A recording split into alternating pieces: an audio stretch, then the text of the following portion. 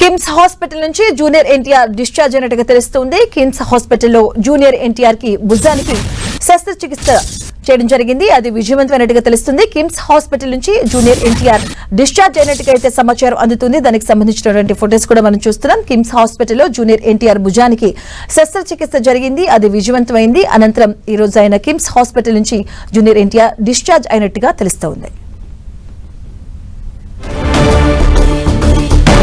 ఇదే అంశానికి సంబంధించిన పూర్తి డీటెయిల్స్ మా కరెస్పాండెంట్ వెంకట్ అందిస్తారు. వెంకట్, భుజానికి సర్జరీ చేయించుకున్నటువంటి జూనియర్ ఎన్టీఆర్ ఈ రోజున హాస్పిటల్ నుంచి డిశ్చార్జ్ అవ్వడం జరిగింది. దానికి సంబంధించి ఒక పిక్ కూడా అటు సోషల్ మీడియాలో ఎన్టీఆర్ కి సంబంధించి వాళ్ళు కూడా పెట్టడం జరిగింది.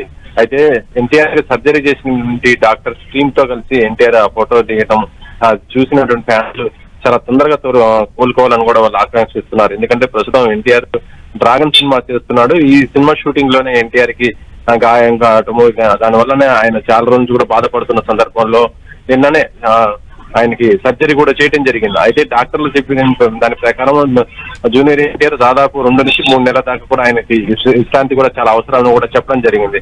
ఇక డిశ్చార్జ్ అయిన ఎన్టీఆర్ ను చూసినటువంటి ఫ్యాన్స్ చాలా వరకు కూడా ఆయన హెల్తీగా కనిపించడంతో ఊపిరి పీల్చుకున్నారని చెప్పవచ్చు. అయితే ఆయన చాలా త్వరగా కోలుకోవాలని కూడా వాళ్ళు ఆకాంక్షిస్తున్న పరిస్థితి అయితే చెప్పవచ్చు.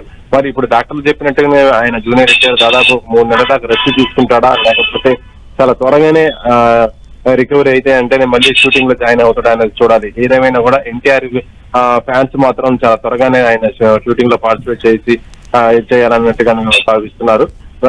అయితే ఎన్టీఆర్ మాత్రం చాలా హెల్తీ కూడా కనిపించడంతో ఫ్యాన్స్ మాత్రం తమ యొక్క ఆనందాన్ని కూడా వ్యక్తం చేస్తున్న పరిస్థితి అయితే ఉంది. Right, thank you Venkat.